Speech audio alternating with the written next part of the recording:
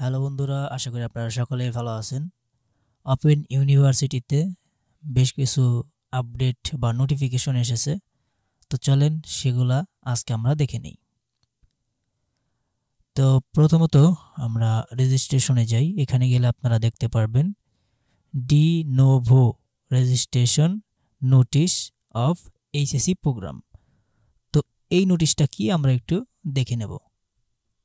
তো আমরা ডাউনলোডে ক্লিক করলাম।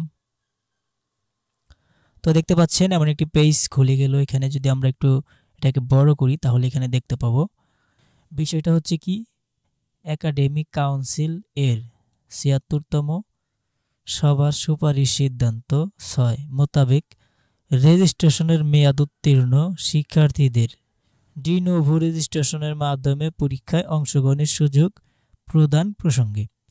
আচ্ছা, এই যে ডি নোভো রেজিস্ট্রেশন বলতে অনেকে বোঝে না, তো এটা মূলত আমি আপনাদেরকে বুঝিয়ে দিচ্ছি। দেখেন, অনেকেই আছে এইচএসসি প্রোগ্রামে ভর্তি হয়, কিন্তু ভর্তি হওয়ার পর কোনো না কোনো কারণে সে আর পরীক্ষা দিতে পারে না। অনেকে বিদেশ চলে যায়, অনেকে বিভিন্ন কাজে চলে যায়। তো সেক্ষেত্রে দেখা যাচ্ছে একজন মানুষ যদি ভর্তি হয় তাহলে ৭ বছর পর্যন্ত ওপেন ইউনিভার্সিটির যে রেজিস্ট্রেশন প্রক্রিয়া, এই প্রক্রিয়ায় আপনি রেজিস্ট্রেশন করলে ৭ বছর পর্যন্ত মেয়াদ পাবেন। অনেকে দেখা যাচ্ছে বিভিন্ন জায়গায় চলে যায় বা পড়ালেখা ছেড়ে দেওয়ার কারণে এই রেজিস্ট্রেশনটা বাতিল হয়ে যায়। তো এই যে রেজিস্ট্রেশনটা, এই রেজিস্ট্রেশনটা ৭ বছর পরে কিন্তু মেয়াদ উত্তীর্ণ হয়ে যায়। ঠিক আছে, যখন মেয়াদ উত্তীর্ণ হয়ে যায় তখন কিন্তু তার পরীক্ষা দিতে পারে না বা অ্যাক্টিভ করতে পারে না। তো এই নোটিফিকেশনের মাধ্যমে জানানো হয়েছে যাদের মেয়াদ উত্তীর্ণ হয়ে গেছে, রেজিস্ট্রেশন করার ৭ বছর পরেও কেউ পরীক্ষা দেয় নাই বা আপনার পরীক্ষা অংশগ্রহণ করে নাই, তো তাদেরকে আবারও চান্স দিয়েছে ৩ বছরের। ঠিক আছে, যাদের রেজিস্ট্রেশনের মেয়াদ উত্তীর্ণ হয়ে গেছে অর্থাৎ শেষ হয়ে গেছে, তারা আরও ৩ বছর সময় পাবে। আরও ৩ বছরের মধ্যে তারা পরীক্ষা দিয়ে আবার চাইলে উত্তীর্ণ হতে পারবে। ঠিক আছে, তো এই হইল নোটিফিকেশনটা। বেশ কিছু নোটিফিকেশন আসছে, আমি আপনাদেরকে দেখাই। এখানে আমরা যদি রেজাল্টে যাই, এখানে রেজাল্টে ২৯ তারিখে একটা নোটিফিকেশন পাবলিশ হয়েছে। সেটা হচ্ছে কি, re-examination and complain result sheet of BBS exam. এটা কি আমরা একটু দেখে নেব।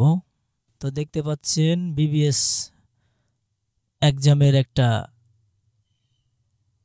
রেজাল্ট এখানে দিয়েছে। তো রেজাল্ট শিট হচ্ছে এটা। তো কারা কারা এখানে পাস করেছে সেটা এখানে দেখাচ্ছে।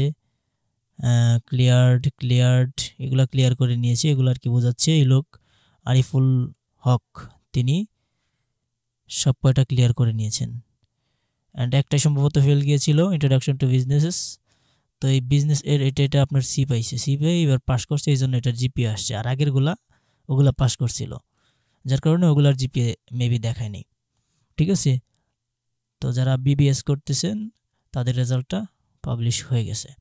দেন হচ্ছে কি, re-examination and complain result gazette of BBS, অর্থাৎ যারা আর কি রি-এক্সাম দিয়েছে এবং হচ্ছে কমপ্লেন করেছিল বা আপনার বোর্ড চ্যালেঞ্জ করেছিল, ওই তাদের আবার একটা রেজাল্ট দিয়ে দিয়েছে। সেটা আপনারা এখান থেকে দেখে নিতে পারবেন কে কে পাস করলো চ্যালেঞ্জ দেওয়ার মাধ্যমে এবং রি-এক্সাম দেওয়ার মাধ্যমে কে কে পাস করলো, এখান থেকে আপনারা দেখে নিতে পারবেন।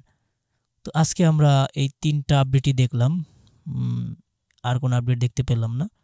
যাই হোক, আপনাদের এই আপডেটগুলো জেনে কেমন লাগলো অবশ্যই জানাবেন। অ্যান্ড প্রতিনিয়ত আপডেট পেতে চাইলে অবশ্যই সাবস্ক্রাইব করে রাখবেন, তাহলে কিন্তু নোটিফিকেশনটা আপনার ফোনে চলে যাবে। তো ভালো থাকবেন, সুস্থ থাকবেন, আল্লাহ হাফেজ।